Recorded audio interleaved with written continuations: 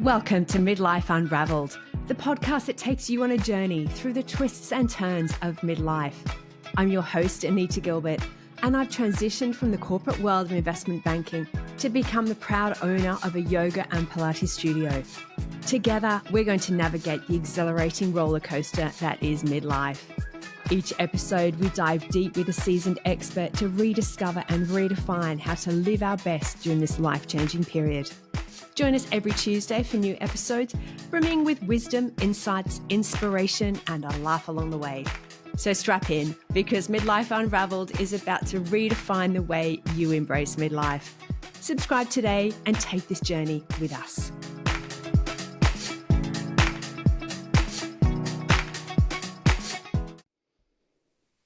I am delighted to welcome Gill Witham, a professional wealth expert and mother of three. She has a diverse background from civil engineering to running a family business in the specialty coffee industry for many years.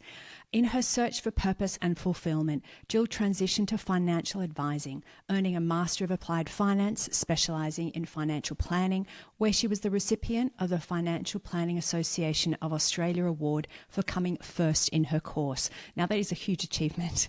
She is passionate about helping clients achieve their life goals through tailored financial strategies, with a particular focus on empowering women in midlife to gain confidence, take control of their financial future, and build a secure and prosperous life. Now, I cannot wait for this conversation with Gill today. We are actually going to run this in two parts. There is so much content to cover with Gill, so we thought we will break it into two sections, and we cannot wait to welcome you to both of them. We hope you enjoy. Gill, welcome to Midlife Unravelled. Thank you, Anita. I'm very excited to be here today. So I am very much looking forward to this episode. This is actually, we are going to actually record two episodes on the same topic with Gill. We're talking all about we're talking about finance, we're talking about money, and we are aiming to really build confidence. So this is not a session to make you feel that you're not doing what you should be doing. This is very much about building your knowledge, building your confidence in the area of money. I feel like a lot of us get to midlife and it's like, oh my gosh, now we can suddenly see retirement on the horizon. And we take a little bit of a terror approach, and it can be a little scary.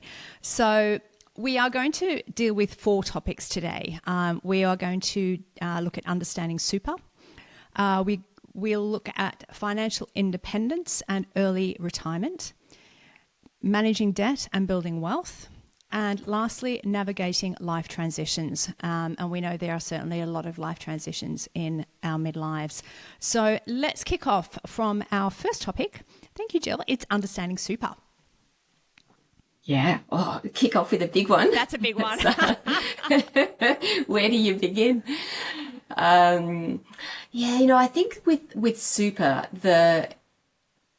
the thing that I find most, particularly, well, with everybody actually, no matter their age, is that there's a real, there's a lot of confusion around exactly what it is, when you can access it. Is it, that like there's a disconnect as well? Like people don't get a real sense that, that's my money, and that's, and so actually, funnily enough, probably the younger generations are more attached and engaged with what's going on in their super than we are at our age.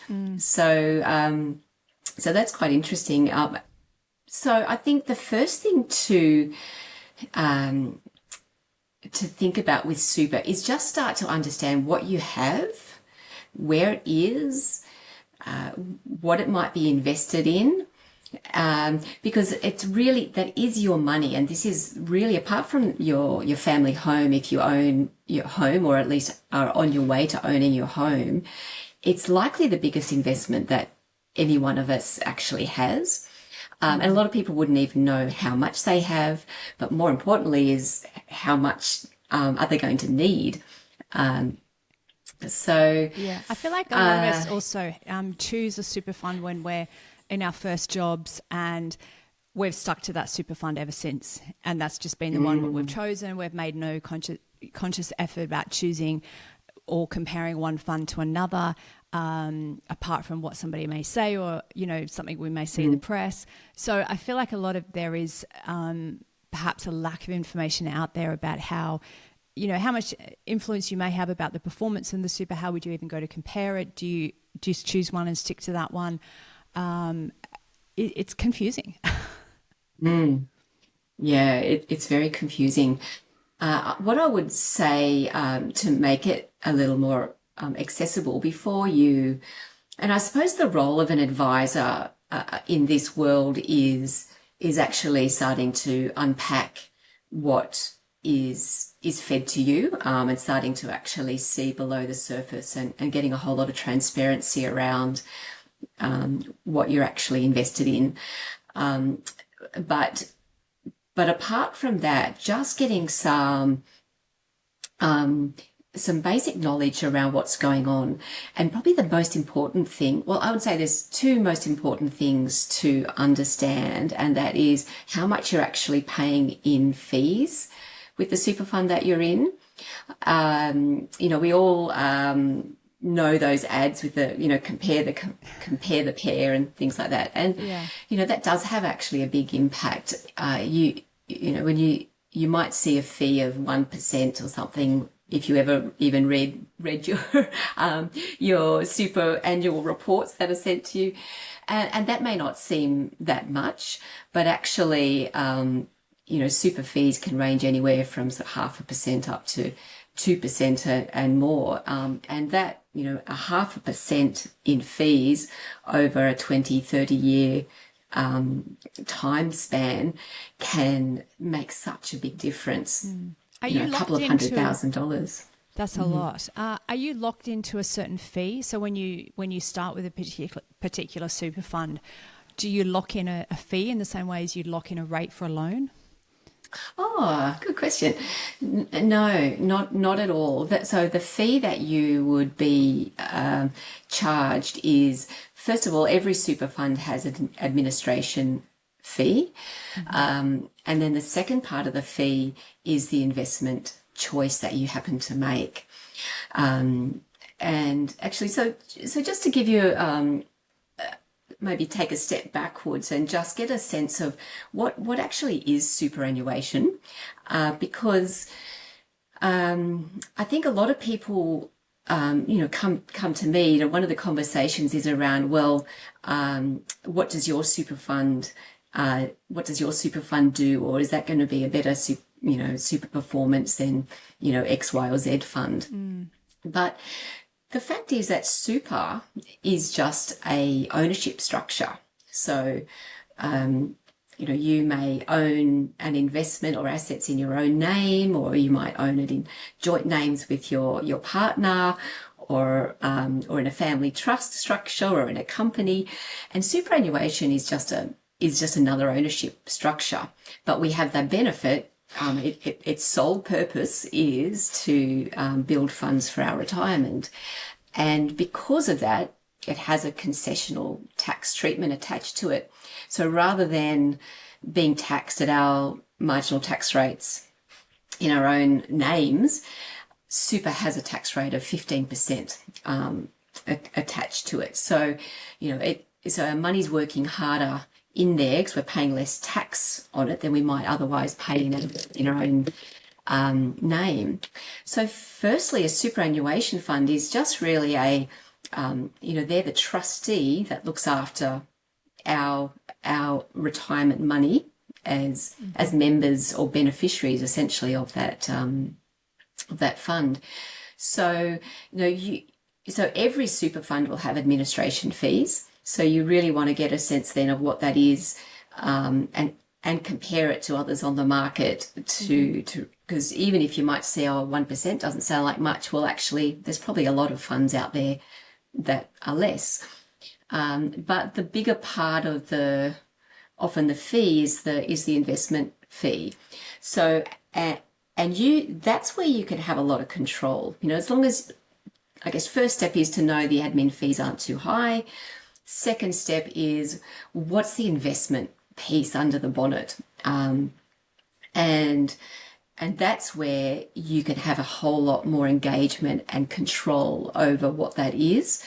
And also, so there's fees attached to that as well. So it's not so much, does our super fund do better than an industry fund? Because it's not our super fund anyway. We would recommend a particular super fund where the investment strategy itself could be more tailored to the individual rather than ticking a box of being a balanced option or a growth option. So what are the So, differences yeah. if you're looking at just by jumping onto what you said about a balance or a growth option? I know on those super forms you do have, what's your kind of, are you happy with a little bit more risk, possibly more reward? Are you more conservative? How much does that impact the returns that we could have? Like, does it actually make a big difference or not? Actually, it makes a huge difference, and it's really important as early on in that accumulation phase of our lives to know what that option is that we've ticked. Now, most industry funds will have a default option, which is generally a reasonable level of growth exposure. So when we talk about risk profiles, what that's talking about is so in the investment landscape, I suppose you have we have assets that we would call growth assets and assets that we call defensive assets. Now, a defensive asset is something like a high interest savings, cash account or a term deposit. You're not going to Most lose. importantly, yeah, where it's not very exciting, but it gives you that buffer when there's more volatility going on in the share market side of things, that you don't feel that you don't feel the volatility as intensely because there's a buffer. Probably the most important asset we put in that defensive bucket are things like bonds, government bonds and high grade corporate bonds. Yeah. So with a bond as well, that's what's called a fixed income investment. Again, you're not going to get great capital growth from a bond, but it's certainty. It's a certainty of an income stream.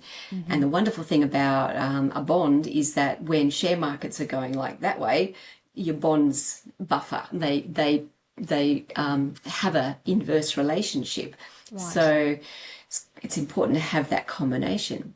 But if you have 100% of your investment sitting in defensive, in just bonds and cash, it's not really doing you a whole lot of favors in building that retirement wealth bucket that you need.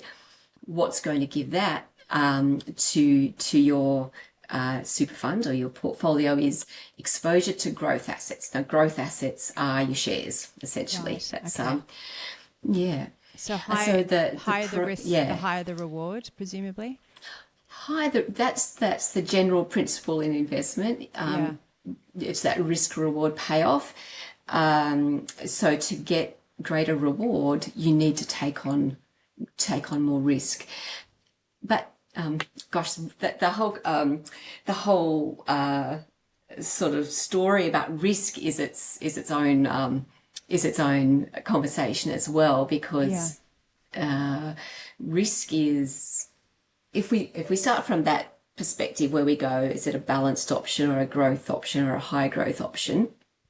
What that's talking about is, well, what proportion of your super fund is invested in shares versus bonds and cash. Right. So Right. as you're going up that growth scale, you have more exposure to shares or growth assets. It could be property or it could be infrastructure, things like Yeah. that.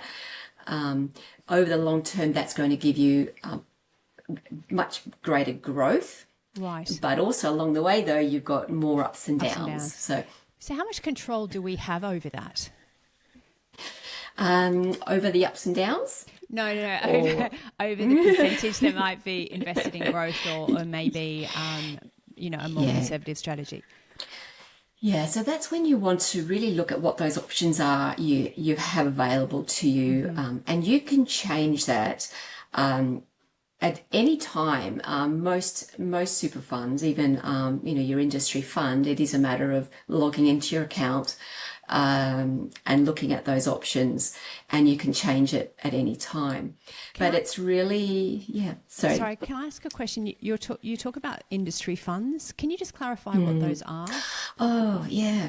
So probably an industry fund is probably really what most people think of when they think about a super fund. So an industry fund is, your Australian supers, your Host Plus, Aware Super, uh, there's some other ones. So an industry fund is where I suppose there's two key super funds. There's a self-managed super fund.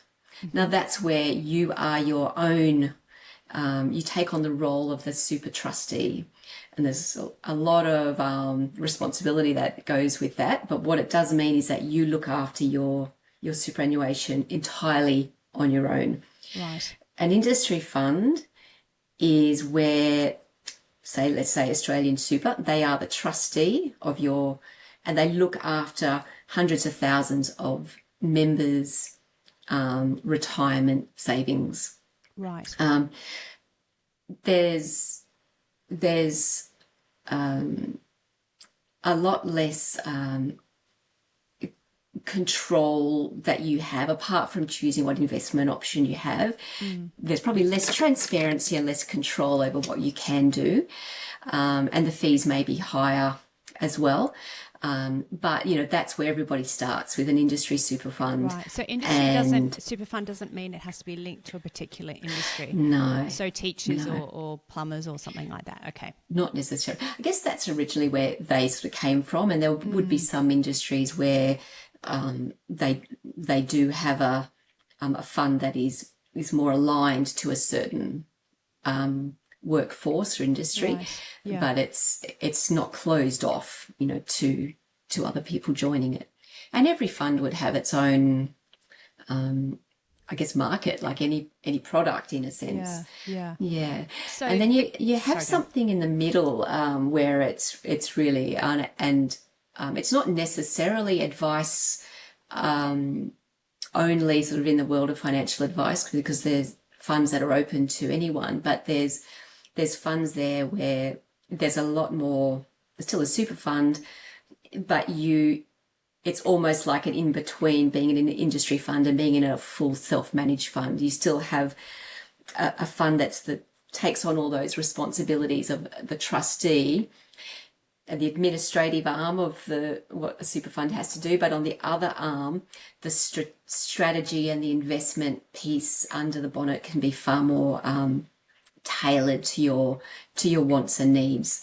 So it's a nice middle road. So they're probably, your three key options when it comes to your super fund choice. Right. Okay. So if Yeah. we are looking at super funds, we want to look at the type of control we have over the fund, and then once we've narrowed that down, you're suggesting we should look at the fees and the performance as indicators of how much money will be potentially going into our super in the long run. Yeah, that's right. The fees are the important piece. The returns are an interesting one. I would say yes, we want to make sure, because building for our future, the the biggest thing we have on our side, and of course as we get older, that starts to decrease, is that time is our greatest friend when it comes to investing, whether it's inside of super or outside of super. So we want to make sure that you have an appropriate level of risk to build for a certain number in retirement. So you don't, even if you feel like you're a conservative person, super is really somewhere where you can take on more risk, because when we talk about risk, it's really about the volatility. So any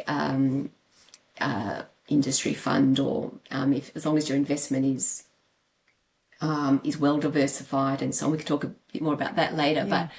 But it's not, you're not going to just lose all your money, because Yeah. essentially it's all invested in the world and what makes the world turn.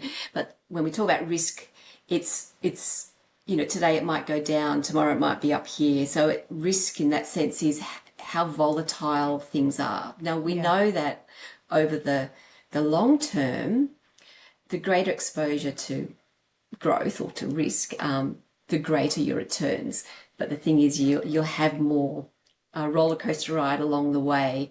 Whereas if you went too conservative, yes, it'll be this little, much smoother ride, but you're not going to get that accumulation that you really need. So I think from that perspective, you probably want to be taking on a reasonable level of risk. So certainly I wouldn't go any lower than a balanced option if we're trying to build that wealth. And what about, you mentioned accumulation. How much do we need? That's the big question. Magic question. I imagine there's not one simple answer either. No. Oh, that, there's this $1 million number that seems to float around where everyone comes in, often says to me, oh, we've heard that we need $1 million in super for us to retire. And, so yeah, it is an impossible. It's like, how long is a piece of string? Because it all depends. And this is where some early planning really comes into play. And that is, you need to know how much you need, from a annual budget, say, to live the lifestyle that you want. So, and the perfect way to get a sense of that is to understand exactly what you spend now. Right. Because we're kind of creatures of habit. Like, we don't really change our ways all that much. Yeah. So that's where I would start is, you let's take away your mortgage repayments, kids' school fees. Hopefully they'll all be paid for by the time you retire. And just get a sense of what you need to live your life. And it's not just paying the bills, putting petrol in the car, but it's like, well, what is it? What do I spend every week just going to my favorite cafe for a coffee, or meeting my friends, or going to yoga? Things like that. That comes important into the lifestyle. The lifestyle that you want to lead. Do you want to be able to, eat out, overseas holidays, that kind of thing, or is it more of a, a more conservative approach to your spending? Yeah, exactly right. So there's, to get you started on that, because I would say a really great thing for everyone to do, no matter how old they are, and you'd be surprised at how few people do know this, but actually really work out what you do spend. And I think that a lot of people can find that quite a scary number to face. So it's probably... It is confronting. It's one of the first things we do when I see clients is we get them onto a portal, and there's a lot of these available at the moment, where it's one of these sort of apps where you link in your bank accounts and your credit cards and what have you, and then the system will try to categorize your spending. And you can get in there and train it and make up your own buckets that transactions get sent to. So we do that exercise because as a financial planner, we want, until we know that number, we're planning for the unknown. But it's a wonderful exercise to go through that and see, oh my gosh, did I really spend that amount of money on coffee, or have I spent that amount on... I have a feeling the number is always going to be higher than we have in our head. Generally, yes. But it's really good exercise. So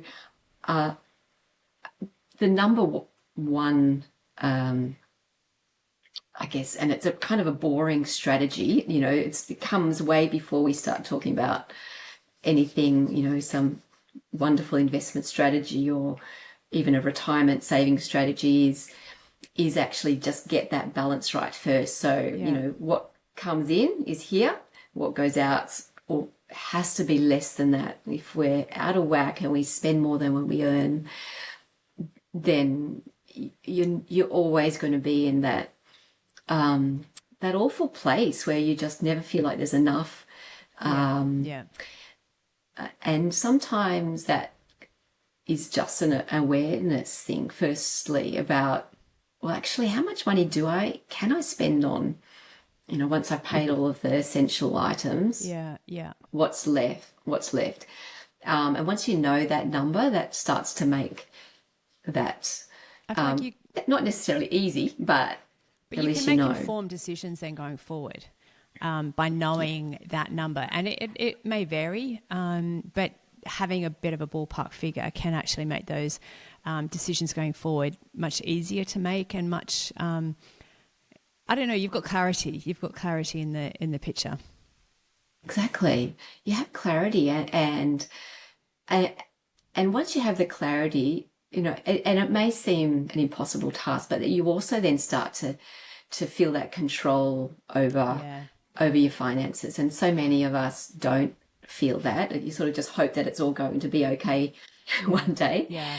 But you feel that sense of uncertainty, and Mm. there's nothing worse. And so many of us in our lives, whether it's now or in the past, we've felt that awful sense of financial insecurity. Like Yeah. Yeah. it's not a place we want to be. Yeah. And so much of it comes down to being aware of all the stuff we spend money on that's not Mm. necessary. But also So, having that awareness, I feel like gives you confidence to have a bit more control over your spending. So if you're more aware that actually, those coffees that I buy every day, I'm always, maybe throwing breakfast a few times a week as well. That's really adding up to quite a lot of money. Then okay, fine. Well, we'll just cut back and make it a treat once a week, or all those kind of things. So I feel like having that awareness gives you control, and the control gives you confidence. mm-hmm. Yeah, 100%. Now that's where you got to start, is that awareness. A big thing that I find is the buying lunch at work for a lot of Yeah. people. That when you actually add that up, and you look, well, for most people I see where that's what they do. Suddenly they go, oh my gosh, that could be a family holiday every year. Is Yeah, just because I'm exactly. spending $15 a day on lunch and maybe a coffee or two. Yeah. So, that really adds up. That does start to add up really, really fast, doesn't it? And then it's not the fact that you necessarily may choose to want to be saving that, but maybe spending that money in a different way. So maybe that's, rather than buying lunches out, maybe that's a really nice dinner once a month to somewhere that you always wanted to eat at. But you've always found you don't have the money, but it's, Yes, that's so, yeah, exactly right, Anita. Yeah, and and that's why it's important. I think just take again. We're all in this sort of rat race of life. Particularly, I don't know about you, but I think all my kids are late teens, early 20s now, and you think things will um, I don't know, slow down, but life seems to get busier all the it time, does. It does. even when they're that age. Um, so I think taking a step back, and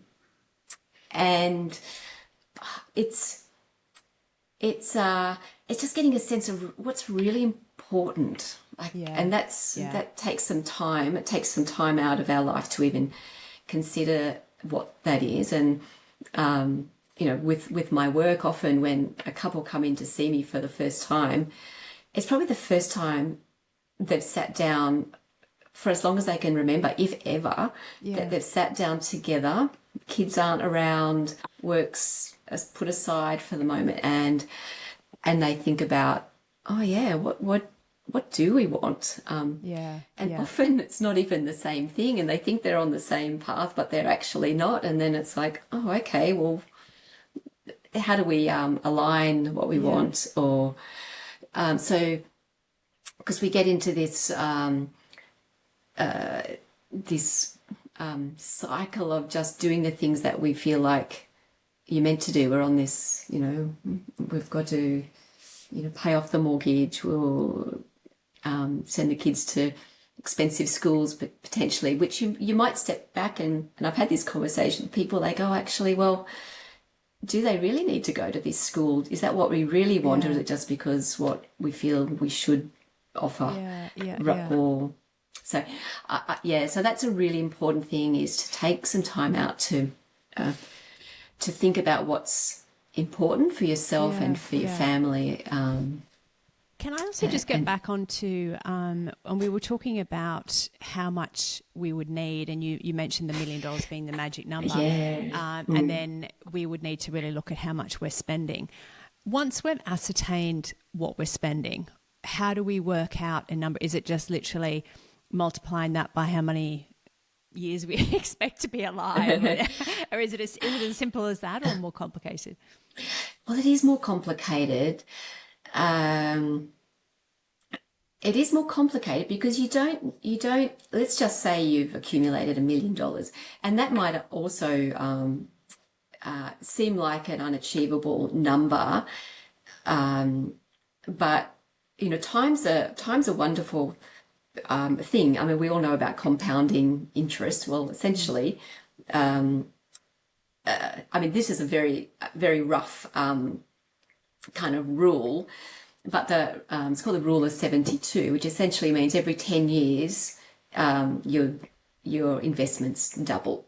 So if you say we're 15, 20 years away from retirement and you've only got $200,000, say, in super, then that on its own, as long as we've got, control some of those things we can control, like keeping the fees low, making sure we have enough exposure to those growth assets that are going to build, then you're going to get close. It's actually not as dire as you may think when you look at those numbers initially. Yeah.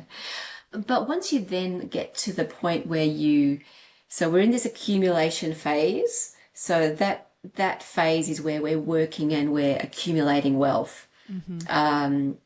Then we get to the point where we're in a drawdown phase. So that's when we start needing to use that wealth we've accumulated to live on. But of course, that money remains invested. So let's just say you've got $1 million. Well, as long as that's invested appropriately, that's probably going to return you $60,000 to $70,000 a year in income, just the way that it grows by being invested.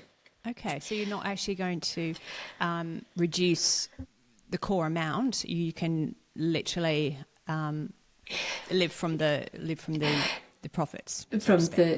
Yeah, exactly. So if you don't quite have $1 million, and that number is so variable, again, depending on what you need. So you don't just have to go, okay, we've got $1 million. I want to spend $80,000 a year, so I can only live for eight years. It goes, that's just not a very. We don't like that. We don't like that. No, not at all. We need a better formula than that, I think. That's it. Yeah. Otherwise, everyone's just going to go, oh, that's just no point even trying. So that's combination of so that your money will continue to grow. So you're drawing down. Yes, over time you will be taking the capital as well, but it's not just that capital. So that's why there's talk about as you move into retirement phase, you want to move your super to a more conservative profile. That's not necessarily the right strategy, because you still need that money to last you a long time, and So you've And got you to get still that want it, right balance. yeah, you still want it to be earning for you. You do. I think we should Oh, so move I don't on. have that magic number, unfortunately. That's So, okay. But we know, but yeah. but we have a bit more of an idea around how we look at the numbers, and the first starting point being that we look at what our spending is now. And even just doing that exercise, I think, will provide so much more clarity, and for people to make a bit of an assessment. Let's move on to financial independence and early retirement.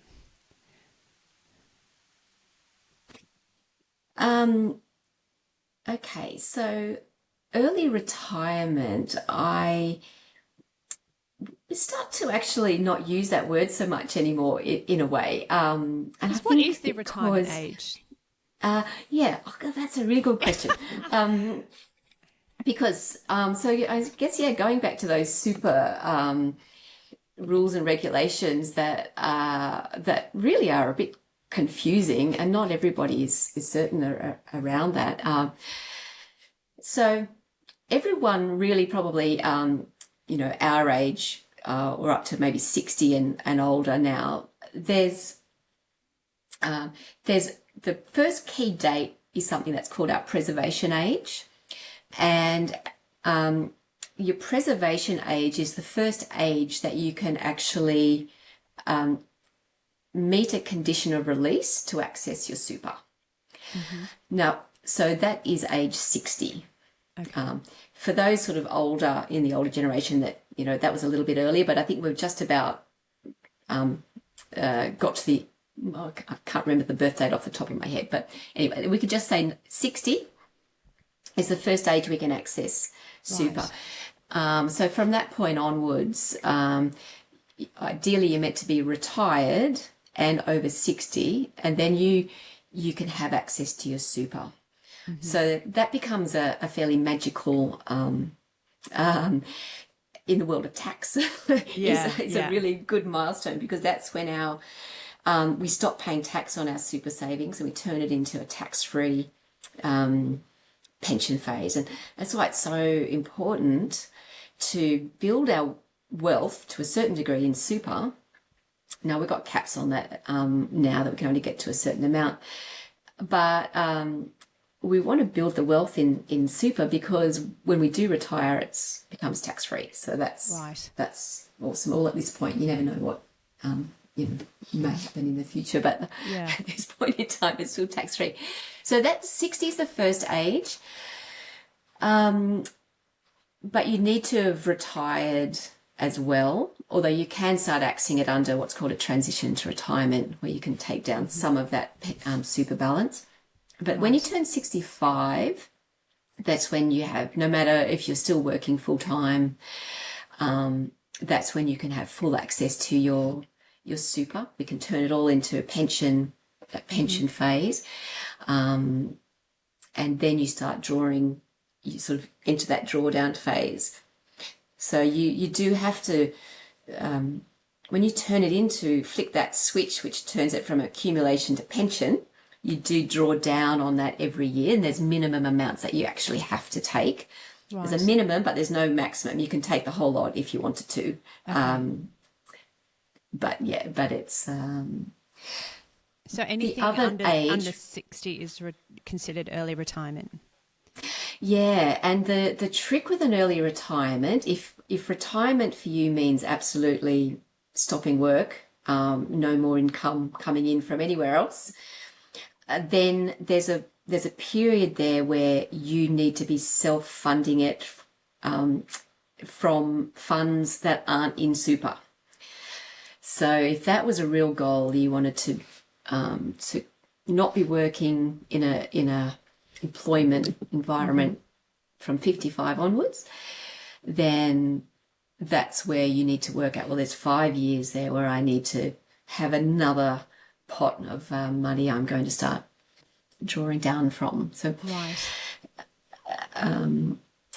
so that's an important thing to think about, obviously, around if we're trying to put a strategy together to build, and that's a goal, we want to make sure that we're investing a certain amount of money outside of that super Right. environment because we know we can't access it until then.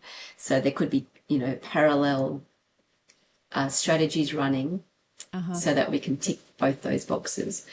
Right. Um, Because I feel like in the past, retirement was, an age set in stone, and everybody, you worked, and then suddenly you hit that age and you retired, and it was very much a black yeah, and white thing. Whereas I feel like now, so many people are not. It's almost quite surprising when people are actually doing that. Most people are still working for many more years after that official retirement age, or they are, working, more part-time hours. But I feel like it's quite rare that people do actually then just completely stop and start playing golf. exactly. And especially given our um, sort of longevity Yeah, these days, because it would, if we think back to maybe our grandparents' era, by 60, they were older than we are now at 60. And exactly, exactly. yeah, so if we stopped at 60, we potentially have 40 years of our life left to live. And so that's a confronting thought right I there that know, you exactly. can. So yeah, it definitely has changed. And we like to think about retirement in our business around it. It becomes it's like a choice, and I've seen so many people with a change in mindset. If they've come in and they absolutely hate their job, they're just exhausted, they're just bored, and they just want to retire. And we might look at their situation and say, well, you probably could, you'd need to live on this, but we can Yeah, structure yeah, things. And suddenly they're like, oh, okay, so I could actually start work tomorrow. I'm like, well, yeah, yeah, you could, you'd be fine, you would be yeah, all right. And then they go, okay, oh, that just changes everything. And so they're yeah, only there because they want to be there for all the other, because then you start thinking about all the other things that give you fulfillment and joy from your yeah, work, not yeah. just that you've got to be there. And And just knowing so you have the retirement is, yeah, choice. Yeah, the knowing you have the choice is choice, I feel everything. like is makes the huge difference. Yeah. So Yeah. how do we manage debt and build wealth? They sound like a Yeah. contradiction. Yeah. Yeah. It's often this is a tricky one to get your head around. Most people feel as though the first thing they've got to do is just clear that mortgage, pay the Hmm. mortgage off, and then we can live, and then we can start doing other things with our money. However, going back to that time is our friend idea is where that strategy really can change, because debt can really be our biggest ally, really, when we're trying to build wealth, because you can, essentially you're using somebody else's money to grow wealth on the side. So, and I guess the basics come down to the fact that let's just say interest rates are, a long-term average is about 5%. We've Hmm. actually come off really, really low interest rates, which is nice, and we're actually now at really high interest rates. But let's just say we settled back down to a 5% long-term average interest rate. So you're paying 5% to borrow that money. But if you had your money invested, and we're talking about a long-term strategy, you'd be confidently getting 8%, 8 to 10% on that money. Hmm. So, and then we've got time on our side. So if we stop worrying so much about paying down the mortgage, yes, still save, still focus on spending, but take that surplus cash and rather be investing it instead, then you've got that 4 to 5% per annum that money is then growing for you. You take that one step further. A really clever strategy is to what we call debt recycling. So, and this is a great idea as well. You know, if you come into money or if you get a bonus from work or an inheritance, is that you, let's just say you came into $100,000. Then your first, instinct might be, oh, let's just pay off a chunk of the mortgage. But you could rather take that $100,000, you pay off your mortgage, but then you redraw that back out and then invest it. So that becomes a double win because we're converting some of that home loan now into a deductible investment loan. So the interest on that loan becomes a tax deduction, and we're investing the money as well. So you sort of keeping that same level. It's very clever, yeah. It's very clever. So when we go back to that cost of money, then that 5%. Let's just say you're on the top marginal tax bracket, but well, let's say you're even in the middle, around about 30%.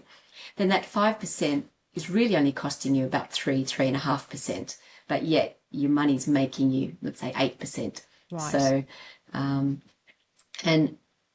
it's that time, it's that benefit of time that builds wealth. So, and I'll say to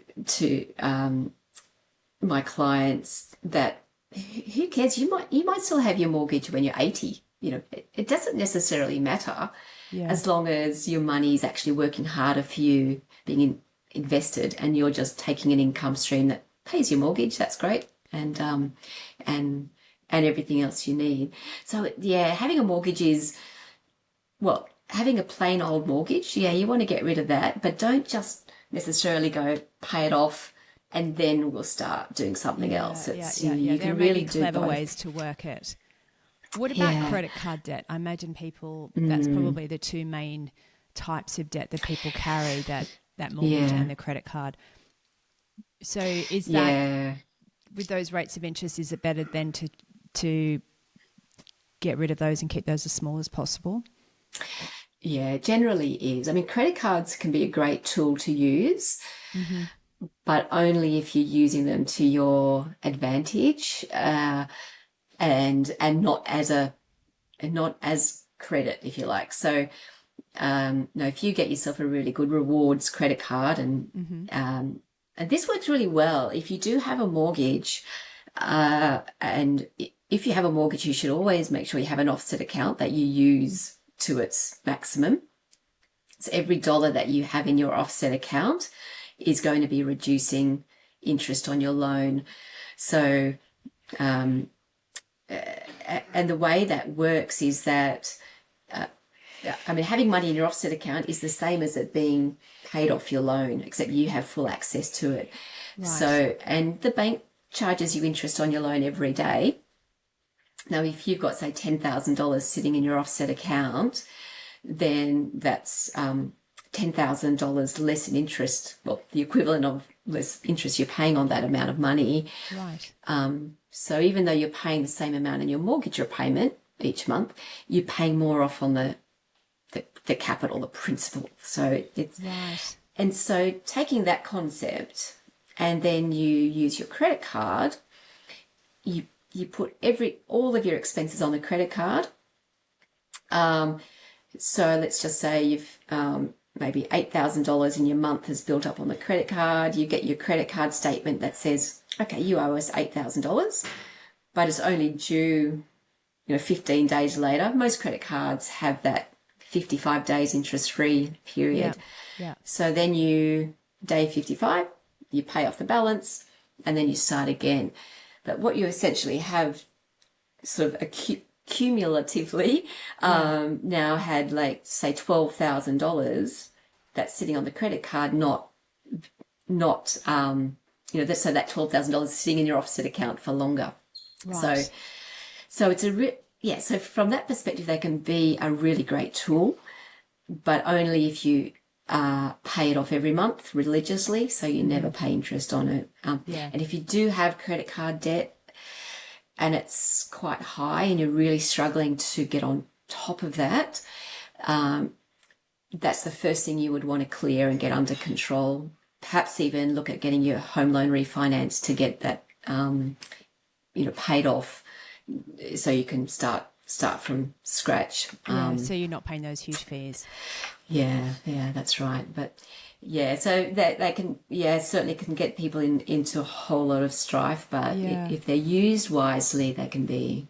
It can be really, I mean, everything Really, is by really credit good. card these days, isn't it? Or debit cards or whatever. So that is kind of how our life is leading. So let's Yeah, move on yeah. to our last topic for today, which is navigating life transitions. That is something certainly so many of us are at this point in life with, if with children, then children are getting older, maybe leaving home, jobs may be changing, we're changing as people as well. So how do we cope with this period? Yeah. Uh, well, I think it does give us an opportunity to step back and think about what our life wants to look like, which we haven't really had much opportunity to do before. So it is a good period to reflect, and to plan around, well, is it going to be a new career change, and what is that going to look like? Or do I really want to, and the downsizing question sort of starts to come to the forefront as well. So I think it's an important time to, I guess not, because it's time to take action now, I think, if we want to really build our super. And as, a lot of women probably find that they, we've taken time off to look after kids, our super balances might be low. We might find ourselves going through a marriage separation as well. So I guess right now, rather than being fearful of your position, just start to take some control. And going back to the beginning of our conversation, just starting to get an understanding of what you spend, where you spend, what's essential, what's not, and the impact that those small changes can make on taking that money and putting it somewhere else. Most likely into super. Because that can be a So, really yeah, scary period if people are, Yeah. say, for instance, that they are finding that relationships have broken down and they are separating, and that with everything else going on can be very isolating and very scary. So actually having a strategy that can create confidence for you, I think is fantastic. So I love that as a place to start that you've suggested, is just looking at your spending and getting a grip on what is actually going out. Because often, things seem to disappear out of our accounts and we all have it. And we don't really understand where it's going half the time. So getting understand. a grip on that. I think so. And it's, I find it's an easy way for people to, because it's a bit like dieting, I suppose. We can all say, oh, we really should only spend X this month. But especially the way, the nature of spending, it is just, you're just tapping. So it's hard to keep track. So if you can determine you want to build your super to a certain amount, it's a really powerful exercise to actually be contributing more into super. So just going back to super briefly, there's two ways you can contribute to your super, and one of them, so it falls under what's called a concessional contribution. Or a non-concessional contribution. So a concessional contribution is what your employer puts into your super when you're employed. And we have, as of this year, we have an annual limit of $30,000 that can go in under those caps. Right. So your employer has to put in 11.5%. That's your super guaranteed contribution rate. But let's just say you earned $100,000. Then 11,500 your employer would put in, but you've got opportunity to put another $18,000 or so into your super. Right. Now that might sound like a lot, but if you could start a salary sacrifice exercise with your employer, it may not be up to 18,000, but anything that you can have taken out of your pay every month that's contributed to your super fund. So that's like a forced savings strategy where it's not even coming into your bank account, so you can't spend it anyway. Yeah. So, And that's coming out before tax, is that correct? yeah, well, that's right. So you get that coming out of your added gross benefit. pay. Yeah. So let's just say you put in $1,000 a month. So $12,000 is going into your super, but you're getting, say, a 30% tax deduction on that. So Right. in reality, from your net pay, it doesn't feel as though you're $1,000 a month short. It's only going to be, say, $700 a month short. Yeah. You know that. So it's a good way of just forcing yourself to build. And I just did a couple of little case studies just to give you an idea of what that could do. And it's if you had a super balance of, say, $200,000 right now, and you're about 50, you wanted to retire at 65. Right. Then if you put $12,000 a year into your super, then that's going to be a difference of from about, what did I get, around about $600,000 by the time you're 65, Wow. without making anything except just what your employer is putting in, Okay. to up to about $1.1 million if a you were massive making difference. that massive contribution. Wow. And it's doing that because if you think about it, that's at least 15 years. And so, yeah, that's where we've got this, still we've got time. So if we're in our 50s and we think, oh, we've left all of this too late, it's just, it's not. really not. So that's the good news, everyone. It's not too Yeah, late. it's good. Yeah, I think that's so really take good the to control. know. Yeah. Yeah. The other thing I'd say on particularly, and gosh, I've got many friends who have gone through marriage separation, and myself included, and often the first thing, and maybe it's just a thing as being mothers, and wanting to still have that nest, or if you like, is that the first thing that they'll want to do or feel they have to do, or their family and friends tell them they have to do, is go out and buy another house, or keep that family home above all else. So something I would suggest is that don't just automatically think that that's what you have to do, because suddenly that's taking on a whole lot of cost and responsibility. And not giving the opportunity of having funds to actually invest and grow and to build for your retirement. So yeah, I think before you leap into something like that, just take some time to reflect. And the power of renting is, we might talk about this in another episode, but the power of renting can be amazing. Yeah.